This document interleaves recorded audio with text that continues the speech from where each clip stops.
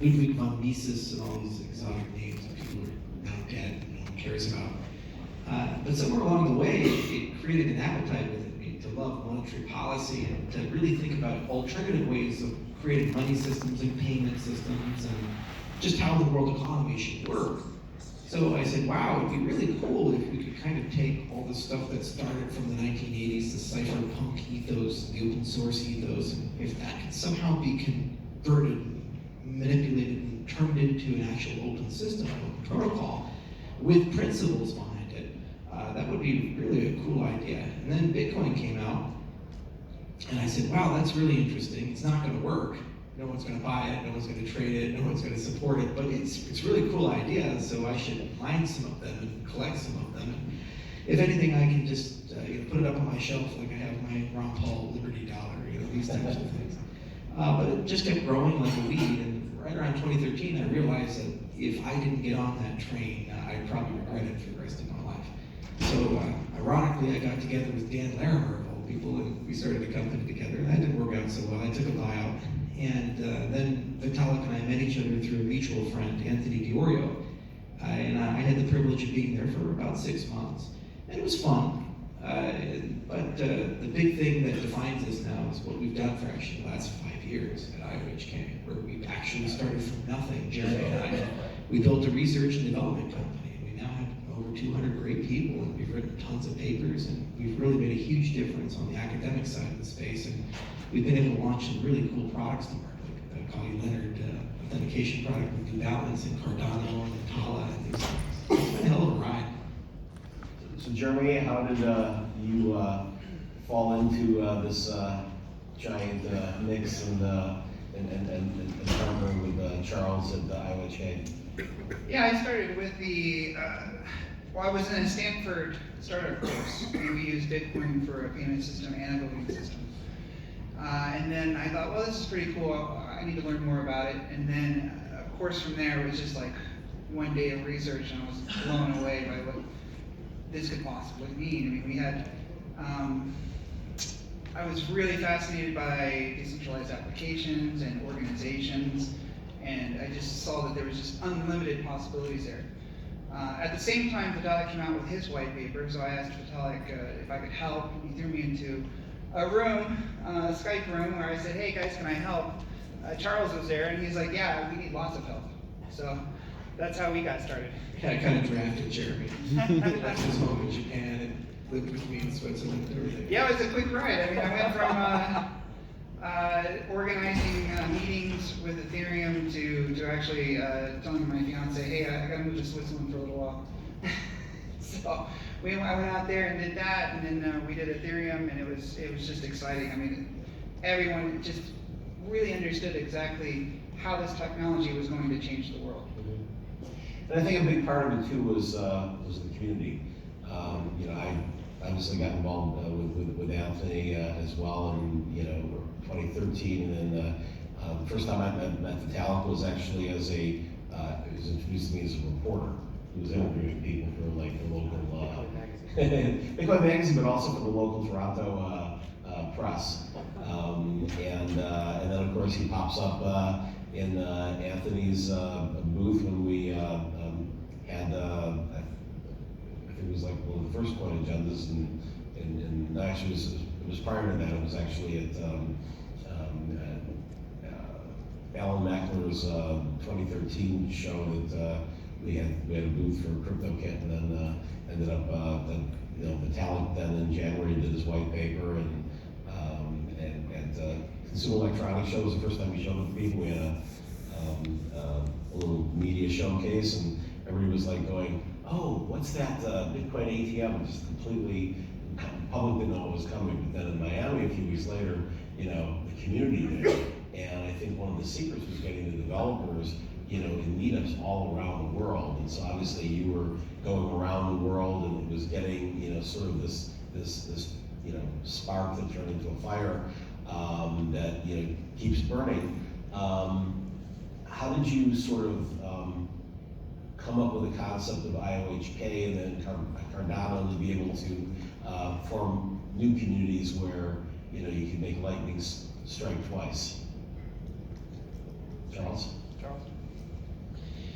Yeah, it's really difficult how to start a movement. You know, that's the $64,000 Silicon Valley question. How do you get virality? How do you get people into your platform? Is it kind of a field of dreams thing where you just build it and people just start showing up? That's really what happened with Ethereum. We just created some Skype groups and we created a few things, and then we woke up and we had 50 meetup groups, and it just grew like wildfire. And then other people, they really try to carefully plan these things out. They do a lot of mechanism design, and they think about the choice architecture, and they kind of build virality right into the platform. So it's almost like gambling. Like Farmville is a great example of that. Right? There's just all these users. It's pretty crazy. So you can do both. You know, what we recognized when we started IOHK was there was going to be a surplus of capital in our space, but a deficit of talent. So we said, well, no matter what we do, let's just make sure we own all the scientists and the engineers, and we really understand how to build this technology and really understand where it's going to go. B, we recognized that there was going to be very rapidly a differentiation between the really seriously well-engineered stuff and the full-stack web developer. I took JavaScript classes 6 months ago, and I'm just playing around with things. Because it's actually, at the end of the day, probably the hardest engineering you can do at the moment. Distributed systems with game theory and based on science and cryptography. This is the kind of code that generally is written by people with 10 to 15 years of really deep experience and a lot of knowledge. So the reality is that once the space takes off and collapses a little bit, there's going to be a return to normalcy, and the survivors are going to be the people who have those skill sets to do that. And then C, we recognize that this is truly a global movement, and it's probably going to benefit the developing world the most, because there's a huge appetite within those countries to have new financial markets, new identity systems, new voting systems, new payment systems, stable money that doesn't go up 20% or down 20% per day. So we said, okay, well, those three factors, if we can build a company that kind of covers that, then we'll have something. And then it's just now a question of commercial strategy. You know, we're open for business. How do you actually make money within that model? And that's kind of a harder thing. And it's okay sometimes to not know. For example, Disney, when Bob Iger took over as CEO, he had actually no clue where the distribution war was going to go. He was talking to Steve Jobs and all these other people, and Steve said, well, you know, everybody's chasing new ways of distributing intellectual property, and who the hell knows who's going to win? Maybe it's Apple, maybe it's Google. But Bob said, well, I don't have to know. What I'm going to do is just buy everybody that makes high quality IP, and then no matter who wins, they have to partner with me to distribute my goods. So he went and bought Lucasfilm and Pixar and Marvel and all these other great brands, and he grew the company from $50 billion to $250 billion. So we kind of started IOHK's business strategy that way. We said, we're going to acquire all the high quality people. We know what markets we want to be in. We're going to build ourselves within those marketplaces. And we're going to launch products that really demonstrate our value and our vision. Products with formal methods behind them. Products built in crazy exotic languages like Haskell that are really strongly science-based. And then somewhere along the way, just like Disney's doing now, there's going to be a pivot where we can leverage those competitive advantages and start capturing large chunks of the marketplace. And that's effectively what we're doing now in 2020 and 2021 and beyond. We're kind of open for business in that respect. And so obviously you have things that you're developing along with other companies like Polymath. You have your own products, and Cardano just sort of, just to some people, just kind of came out of nowhere and just became huge. I mean, I know you were very, kind of like under the radar for a long time. I remember once asking you about it, you said, you were like, how do you know about Cardano? I mean, it was like, it was like, it's on your website. It's like Fight Club. Yeah, you don't talk about Cardano. Right, it's like Fight Club, yeah. So now we can talk about Cardano. Tell us sort of like, what the genesis was and how you turned it into this multi-billion-dollar entity that, is still evolving. You want to give a crack at that? No, it's your product. Oh, my product now, okay. Yes. If it goes way up the charts. We never kept it a secret. We had it on the website, just nobody wanted to talk about it. And then we launched it. And, what happens in the space, unfortunately, for better or for worse, is notoriety comes with price appreciation. So you can have the best product in the world. And there actually are some things in the 3,000 cryptocurrencies that have been released that are remarkably interesting and fun to study and think about, but no one talks about them or pays any attention to them. But then when the price goes up, everybody talks about it. So we were very fortunate, very lucky that there was just a tsunami wave of interest right when we launched in 2017, and that price appreciation brought a lot of interest and media attention into the product. But it was a double-edged sword because the point was just to introduce these concepts to the broader space, and we felt we were ready in 2017. But there was still a long research roadmap, a lot of engineering that needed to be done. So expectations weren't necessarily managed as well as they could have been, and kind of went way up and then down. And unfortunately, that's just the story of most of our space. Ethereum is now running in that same problem. They say, well, the real Ethereum is F2, and that'll realize the vision of the world computer, or at least make us substantially closer to it. But the distance between Ethereum and F2 is vast, right? There's a lot to do. It's usually 2 years from whenever you ask the question. Yeah, exactly. And they have to ship something sometime, right? And they were priced as if F2 had already launched. They were, and that creates issues. So it's a double-edged sword. That said, we don't think about it too much. We just wake up every day and say, what work do we need to do today? What do we need to accomplish today? And there's some great milestones on the horizon, like the incentivized testnet coming next month, and the launch of Shelley, the launch of Goguen. We really think we can make a substantial contribution to the scaling side of the conversation, and it's going to be super fun to go into the governance side of things. Because that's like an undervalued, underappreciated, but it's the core of everything that we do in the blockchain space, the who pays and who decides component. Because you get it right, you get unlimited time. You can just like Dash, they can have a bad year, but they always know that there's some capital that will be there to keep the system going and perpetuating. And it's just a game of philosophy at that point. It's just getting enough people on board the system who believe in it, and then it becomes a self-fulfilling prophecy. So it seemed like it came out of nowhere, but the reality was there was an enormous amount of work prior to launch in 2017. We've been working on Cardano since 2015. Thousands of meetings, hundreds of thousands of lines of code. We flew to probably at that point over 30 countries, and there was a lot of things underneath the surface. And then since the launch, there's been probably an exponential amount of work. And it's now a global movement. People have tattoos of our logos on their bodies. It's crazy.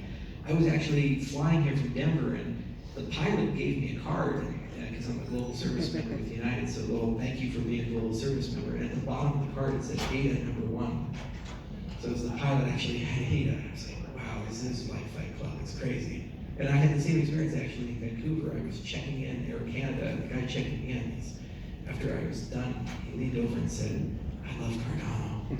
And I was like, whoa, what is going on here? So it's a surreal experience to be recognized and actually have the things you build be used and people really get excited about. That bodes very well for our future, very well for the things we plan on doing. So what are you most proud of what Cardano is doing today, and where, you mentioned government, where do you see it in 5 years in terms of the major use cases for Cardano? Well, for me, I'm most proud of the work in Ethiopia. There we have a real shot to actually build extremely interesting, intricate applications that will have dramatic impact on the lives of the people in Ethiopia. I mean, at the end of the day, you have a country where 70% of the population is at or under the age of 30. And there's an enormous amount of illiquid wealth in that country. And their GDP just keeps growing. There's a lot of direct foreign investment. But the financial system that they have, the government systems that they have are just broken. They're old, decrepit. And they have no choice but to change because they're being left behind with globalization and they'll lose access to global markets. So it's not a situation of, well, maybe they'll wait 10 years. No, they have to, or else they just can't sell things anymore. It's starving it. So the government's led by a very young person. He's a cryptographer. I think the only prime minister in the world who has that credential. And there's a lot of very young people, who are at or under the age of 30 who hate the way things are going. So you have this tsunami wave of demanding change, and we just happen to be there, and we just happen to have a lot of opportunities that overall time give us the ability to have a great degree of influence over identity systems and voting systems and their payment systems, potentially even build a pan-African currency. It's so cool to be there. And these things don't happen the decade or 2 decade time frame. They could happen in 5 years, just like Bitcoin grew so quickly within 5 years. So we're super proud because when we entered that country, we didn't know anybody, we had no connections, we had no political ability to navigate the marketplace. And within less than a year, we were able to actually start educating people inside that jurisdiction. We graduated a class of 23 women. We're now working with government ministries. We now have access to the Prime Minister's office. So to be able to go into this very hostile, difficult to deal with country from an outsider's perspective and open it up and become friendly and see the passion and the excitement, that really makes me proud. I'm proud of the people who made that happen, like John O'Connor and Tom Flynn and some of the others who worked so hard for that, and Lars and Polina for teaching the course. And I'm proud that our technology has evolved to the point where it actually has something to offer. You know, we actually can have a solution. There's something real there that solves real problems. Like we're negotiating a utility token contract there. If we solve that, it will really change people's lives. Right now, if you want to pay your water bill, your power bill, you have to stand in line at a kiosk for hours. And sometimes after you pay it, they still shut your power off and you have to pay a bribe to have it turned back on. Imagine if that was your life every month, you had to deal with that. And to say, now you just pay it from your cell phone with a digitized version of the bearer, and then you can lump all these other government services on top and sign contracts with this, and now have access to a stock market with this and so forth over an arc of time. That's a huge deal, and it's something that not only makes the country more competitive, but it builds wealth, it rises people up, and it brings the 3 billion who aren't in the economy into the economy over time. And that's ultimately, I think, if we achieve anything in our space, the greatest achievement the space could offer to the world. So technologically, it seems as governments look to do things, whether it's either just putting governance on a blockchain, or whether it's looking at sovereign currencies, or a number of the things that governments can do, there's this kind of conceptual battle we've seen in China. Although ironically Bitcoin went up when they said we love blockchain, they certainly didn't say we love cryptocurrency. Is the current struggle that's going on between private permissioned IBM, Microsoft, Hyperledger blockchains that seem to have gotten the early hold in governments because of the consultants who push them and Fortune 500 versus the public blockchains that would seem to be faster to move, you can still put stacks on top of them that are secure. Is this like an internet versus intranet thing that we had years ago where nobody even talks about intranets, or is this going to be something that is attention for years to come? And how do you see that just technologically, and what are you doing to sort of move people toward more open systems? Jeremy? Either one of you. Well, I mean, you can't hold back the technology, and we're going to have freedom on the internet. The internet is under battle, though. I mean, here in the United States, we have states passing their own specific laws, which is causing a lot of trouble as well. The protocols themselves are pretty old, and they cause a lot of issues. If you talk to any network person, they just go on and on about all the problems with the internet. We have forced association, for instance, where when you participate in the internet, you're forced to be public. Your IP address is out there. You have to pay extra money for privacy, and then you have to worry about whether or not that company is actually keeping you private or not. I'm installing a new Wi-Fi system in my house, and they offer a VPN service, and I'm like, well, who are these people? How's that service actually working? Some of the laws just expired here in the United States, and now your ISPs can spy on you. So this stuff is becoming more and more important. So I don't think anyone's going to be able to hold back that. So there's definitely going to be a battle on the internet for privacy. And what governments can do, they should join along. I mean, systems are compromised. Charles's brother works at a hospital. The hospital got shut down because of ransomware, right? And that puts people's lives at stake. So we can't play games with privacy and security. We have to have it. Right, and just to add a little bit to the permissionless debate, because we think about this internally, because we actually have a permission portfolio, that's Atala. Right. The permissionless portfolio is Cardano and other things. Imagine if you're Google or Microsoft or any of these other giant companies, and you have this really frustrating situation where you and all your colleagues and all your competitors agree the internet is fundamentally broken as a system. TCP is too old, UDP is not sufficient, even IP can't even be upgraded to V6. And so then you say, God, everybody in the whole world says the damn thing's broken, but it's so ossified because of the way the internet is put together, you can't really innovate very much. So for the last 5 years, they've been put through the IETF trying to push this thing called Quick. It's something built on top of UDP. And it's a huge improvement, but it's just an iterative improvement, and they know all these things they could do to make it dramatically better. So when you look at public versus private infrastructure, you really have to understand that there's a different life cycle, an upgrade cycle, an innovation cycle with these systems.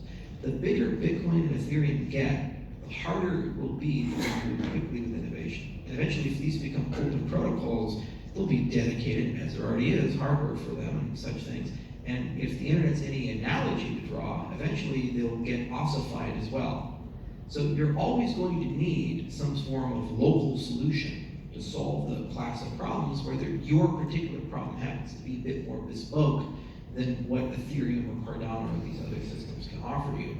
And so it's nice to have a permission system. So there's also a question of interoperability between these systems. Like for example, with Ethiopia, it's entirely possible what we deploy there will be and end up being a hybrid solution where there'll be a permission ledger running with a Tala, running a lot of the government services, but then the actual token may be deployed on the Cardano network, for example. So you can actually have these systems work with each other. So I don't view them as necessarily competitors, I just view them as different trade-off profiles and different value propositions based upon what people value in their organization. Do they just want something that's reliable, it works, it's globally interoperable, everybody has access to it, and they don't want to run the infrastructure? Or do they want to have a lot of control over the infrastructure, iterate often, and make heavy modifications to the operations of the protocol? So based upon that decision space, you can decide whether you're permissioned or permissionless. And then also you still have the option of hybridizing these systems together and actually doing things with it. The security token market's probably a great example of that, where they're thinking you'd love to do innovate, love to be global and open, but then you need these broker dealers and the auditors and all, custodians, and these are trusted centralized actors that legally must be involved inside the system. So no matter how decentralized you get, you centralize around this particular federation. So in this case, it makes a lot of sense to have those ones live in a permission setting, still get some value from having a blockchain, you still get some trustlessness and some Byzantine resistance and auditability, but then, you know, the tokens can live on the main network and they just interplay with each other in some way. So it's one of the fun problems to think about. And as Jeremy mentioned, bringing it back to the privacy and broken parts of the internet, you know, this is kind of the missing layer of the internet. The internet's got all these utilities and tools that we just trust ICANN or others, and it doesn't have a notion of identity outside of IP. Well, now we can have DIDs, and now we can have decentralized DNS, and now we can have all this other infrastructure that, if it existed, would make the internet dramatically more secure, e-commerce dramatically better, it would massively improve routing, it would massively improve performance. It would also push a lot of the utilities of the internet to the edges, which get upgraded very rapidly, as opposed to having the utilities of the internet live in the middle layer, which doesn't get upgraded. That some of these things have been running since the 1990s. They have no idea how to understand other protocols. So it's a great problem to think about. Well, just as we had an exponential growth in users when we went from the internet of the dark era to the web of the early 1990s to then social media in the 2000s. How long do you think it's going to take for us to get to have a significant decentralization of the fabric of the internet, and will IOHK and Cardano play a part of that? Why do you want to do it? Oh, well, it's gonna take long. It's gonna feel longer than it is.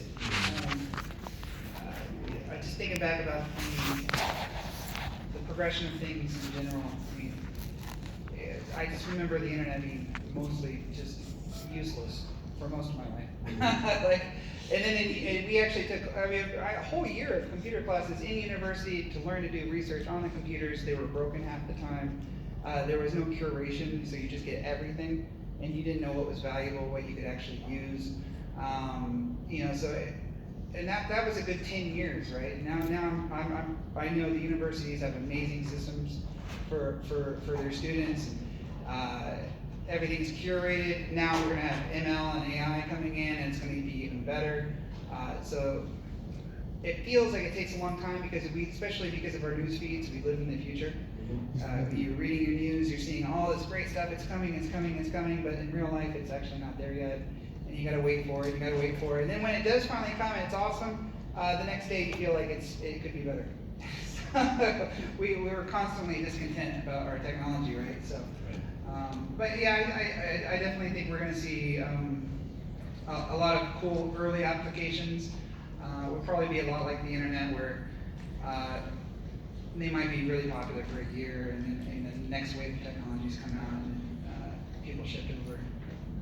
That's one more question. Paradigms change really quickly when we're ready for it. It's almost like the sinkhole effect, where you drive on the same road every day, and little by little you don't realize that there's a sinkhole forming, and then every now and then you're the unlucky son of a bitch who drives over it and it collapses and you fall in this giant hole. And you say, oh man, that sucks. Well, what would it actually take to just wake up tomorrow and have internet too? You actually have the old internet and the new internet. Is that possible? We tend to believe, oh, well, there's only one internet, but there could be.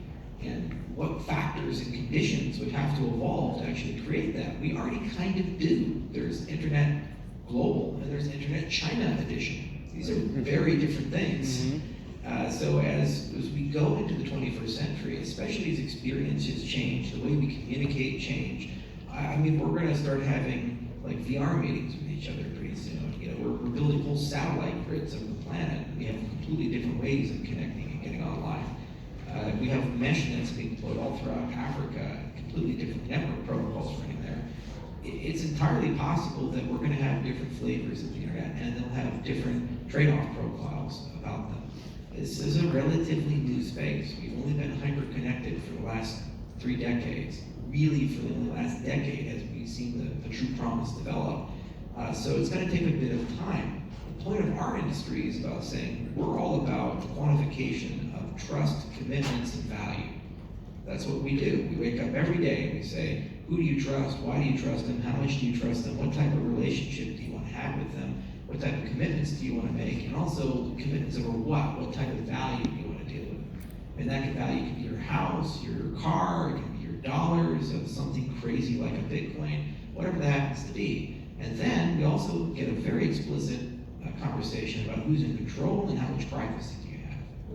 And so this is a critically necessary component into the future of the next internet. But it's not the only component. It's a necessary, but it's not a sufficient component, which will bring about that new decentralized internet. There's a lot of other infrastructure that's orthogonal that also has to be constructed. Gonna ask if the audience has a question or two for Sir Fun. Hey, I'm Kenn Bosak, and I just have a question. Why are your shoes so awesome? What's going on with those? Well, I took them off just for Mine you. are his. Your boots are awesome. I get to keep. I got He's Charles. really, But your Charles shoes, really is it just the lighting, or are they lit up? No. These are New Balance shoes. I've worn New Balance for the last decade because they make cool eyes. It looked like they were lit up for me, for my end. Like even on my camera, it looked like These they are were lit also up. made in the USA because I love my country. Entrepreneur shoes, the burning topic of the times. Well, I heard you over talking about putting shoes on the blockchain earlier. Yeah, we actually have those shoes here.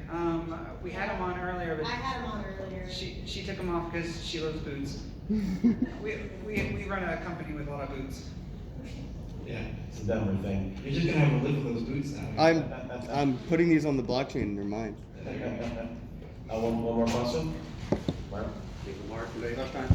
Jeremy, you mentioned you love the USA, but looking at the global innovation, is it happening here or is it happening outside of the US? Where's your ecosystem of how much innovation do you see? Well, we see a lot of promising things like in Wyoming. And I get a lot of people telling me that other states are more awesome than Wyoming, which I doubt it. But no, I mean, US is still the best place to do business. There's amazing people in the US. You can actually get things done. People are perhaps too scared of regulators, and I think that there's still a lot of things you can do in the United States without having to go outside. The thing about the United States that's so amazing is that we just get it done despite our government. It's like we have this space program, and when my dad was growing up, he said, "Oh yeah, we're going to the moon," and we did, and everybody just kind of believed it. They said, "Yeah, we're going to get it done."